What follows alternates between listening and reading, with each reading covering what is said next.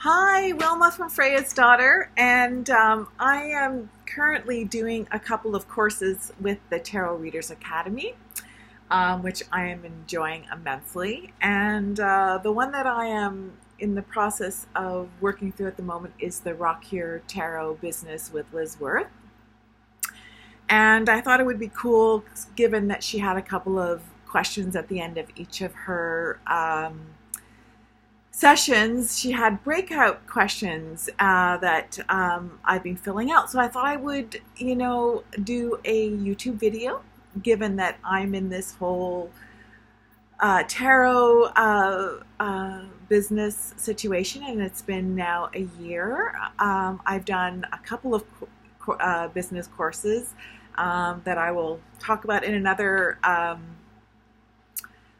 video, but I thought I would just address the questions, and this is sort of the first session that she had, which was kind of talking about moving beyond fear of being seen, which is, I do have a bit of that that I've in sort of reflection over the course of the year. It's improved immensely, but it's still sort of there. So I thought it'd be really cool to sort of go through some of the questions that she had. So the first question she asked was about, let me see here, what was the first question?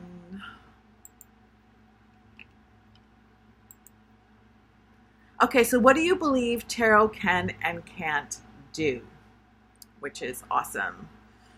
So basically what I feel about this is that, okay, so a couple of things.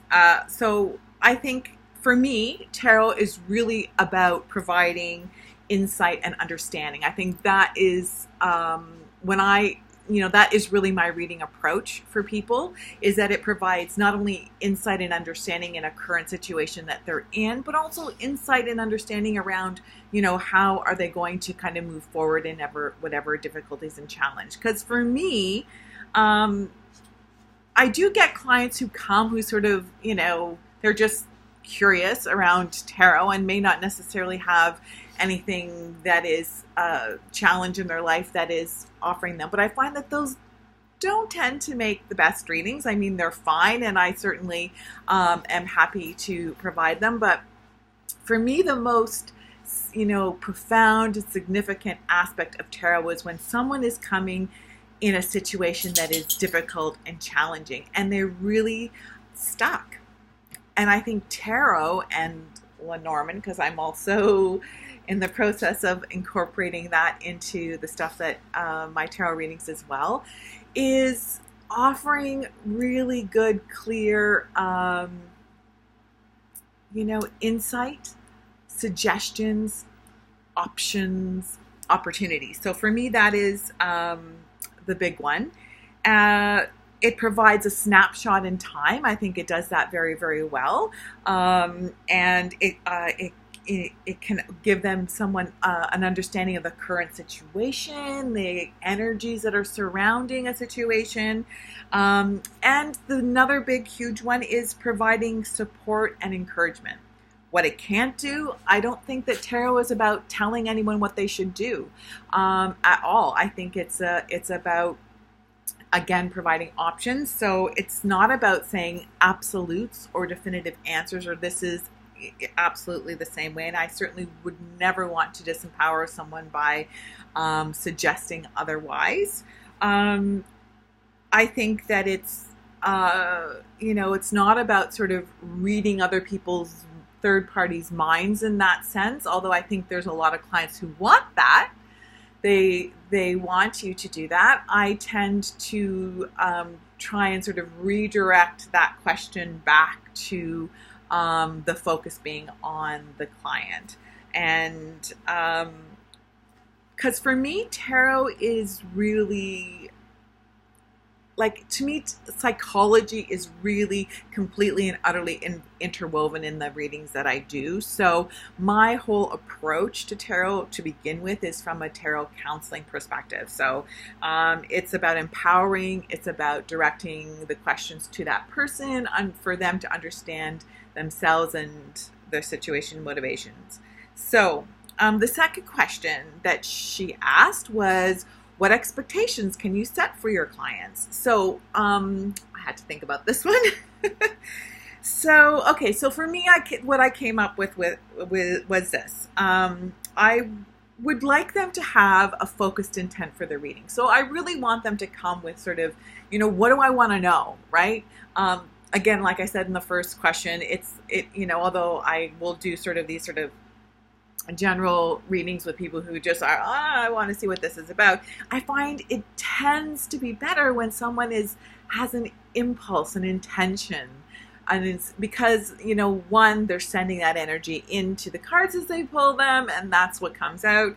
If people don't send an intention, sometimes you can kind of get a mishmash of things that are going on in there, whereas I kind of, prefer it to be an intention. And then at the end of the reading, if they have other things that they want to have addressed, or there's some extra time to kind of pull cards around something different, it's fine. But for the overall reading, I prefer that. I want someone to have an open mind to whatever information that may come up. So I want them to be open-minded to that.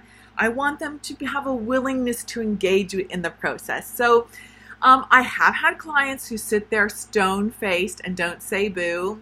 And I think some of that comes with people's, skepticism, some people's weariness or concern, I'm going to test you kind of information. And it's, and although I understand that, and certainly by the end of the reading, they've oftentimes have opened up, and they're sort of, there's the feedback and that conversation and engagement that's happening in the course of the reading.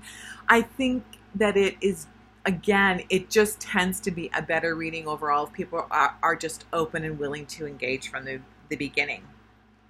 Again, I want them to, come with a trust in the process. So if people have a trust in this, in tarot, in sort of the connection with spirit and the psychic, people are all open to that. If there's someone who is already on that level, on that page, again, they, the readings are just bigger and richer and better because you're not having to kind of spend the time in the reading to kind of prove yourself. And they can kind of take it, they've already have the trust there. So you're not having to go through that process of winning it. And then again, to reiterate the feedback and the dialogue aspect, I think then things go deeper, things get richer, things are better when that is happening. The third question, what are your top 10 favorite questions to answer in a tarot reading? This was very hard for me to address. So I didn't really have that 10 questions, but I'll tell you what I wrote down about this. So for me, it's not so much about the 10 questions about this, that it was more about the type of readings that I like to have. And I think I mentioned that earlier. I like people who come with difficult situations, emotional situations, people in challenge, people in crisis, people struggling, people having difficulties. That is what just gets me going, what really excites me. If people cry in my reading, I know it's a great one. It sounds terrible that, it's not that I'm making people cry, but that the emotional depth has been met. And and I've realized that the experience has been, profound and has touched them in some way. So if someone cries, I'm happy, strangely enough.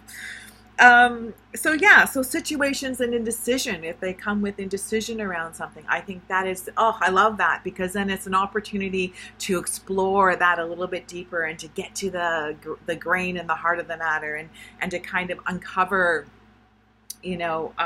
what's underlying that, and maybe open up possibilities to kind of, for them to reflect later around what's going on and help them to sort of come to a decision. Relationship struggles. I do like relationship readings a lot. I think, oftentimes, that is a big, huge part of tarot, and I think it's a really great. Of course, for me, it's the, kind of getting to the heart of that person and where their blocks might be with respect to relationships. And when people are just asking what they should do. And because one of the things I love about this is that people come with expectations that tarot is going to has all manner of things. And for me, it's an opportunity to say, this is not about me telling you what you should do. This is about, or tarot telling you what you should do, or whatever. This is about providing you with insight, understanding, so you have, more information, maybe more tools to come to your own decision and, path moving forward in that. So, question 4 that she asked. Sorry, I'm having to bring this up because I don't have it written down. What can you do to provide a great customer experience in a tarot reading, regardless of whether you feel connected to your client or not? So for me, the main, number one is to be a good listener. I know that sounds strange since in a tarot reading, you're the one sort of doing the reading and that oftentimes they're listening. But for me, I find that, when the dialogue happens is when I stop talking.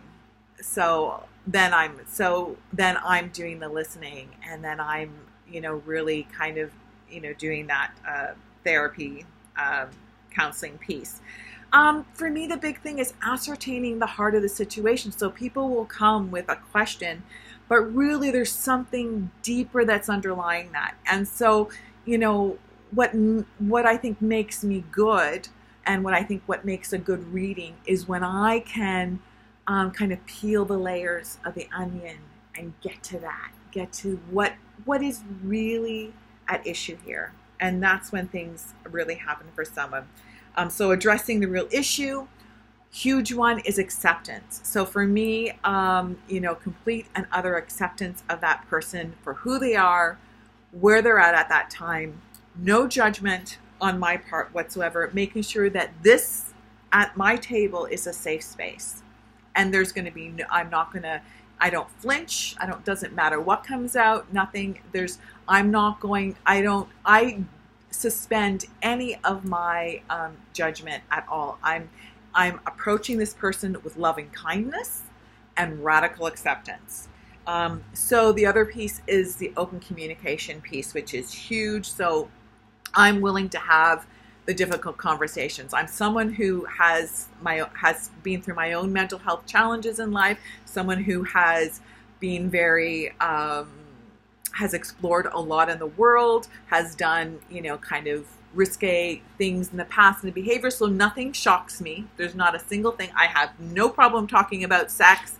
I have no problem talking about mental health, none of this stuff. So yeah, they're going to, people will find that they're speaking to someone who's just willing to kind of just listen, accept, not judge. All right. So the fifth, what can you do to be consistent in your own marketing? Okay. So a lot of this stuff I've already got running in place. So, it's, but it was great to reflect on this. So for me, it's about daily, weekly, monthly things that you're doing on a consistent basis. So having a marketing plan, which is huge. So what I've kind of set in place already in my business is there's Facebook ads, there's Instagram ads. I want to sort of get a little bit more with that as the money comes in. I do regular social media. So it's regular Instagram, regular Facebook postings, regular Twitter postings. Starting to do more YouTube videos. This is the part of the fear for me, is the video piece. I have some of my videos out there, but I recognize that if I'm going to be successful in this business, I'm going to have to do more of that. And for some reason, there's been this real block with me around that. So this is the area that I'm thinking that I'm focusing, hence why I'm doing this video today. Okay, so that's a big, huge one for me. I have an Etsy shop where I sell my decks as well. So, and then sort of doing the regular Etsy postings because I've got that postings there. I have a sandwich board, which I put outside where I read at my shop. So I've got to do more of that. I currently only go in on Sundays, but I think I'm going to start adding another day, midweek day in there. And looking at maybe other places in Toronto area where I can set up shop and go. flyers, that kind of stuff, sort of, throwing business cards around, handing out business cards. I'm in the Yellow Pages. I want to do the Beaches News, which is sort of a local kind of magazine. So I want to put that one in the bat. That has been on the works. I just haven't gotten around to. I have to go there and pay, and it's, I'm so used to things being online. It's inconvenient, but I have to do it. I have Google My Business set up. There's Yelp. There's psychic directories. So there's a lot of things that I have already done and have in the works, and it's just. But I have pinpointed. I kind of know what it is I need to do, and I'm getting there. And a lot of this stuff has been really kind of filled out and stuff by some of the other business courses that I've done already, and they've been brilliant in helping me with a lot of that. Finally, question 6, why is tarot important to you, and why are you committed to this path? Well, one, it just feels right. I'm comfortable doing it. I'm a registered nurse, so I have a kind of service mentality, a helping mentality. So this feels a bit of an extension of that without sort of the stress, anxiety, and strain and soul-destroying aspect of nursing. But I love helping others. I love talking to people. I'm a great listener. So it just, and because I'm a spiritual person, I'm a witch, and I'm, trying to kind of really develop myself in that vein. This is really, an opportunity to have a business that kind of incorporates both that helping aspect and my spiritual practice and my witchiness. So an extension of my priestess path. So those are the 6 questions that were asked of me in this first segment of the course and in the breakout sessions, and that's my answer to it. So yeah, this is exciting. So I'm interested to see what else is coming up with that. Anyways, bye.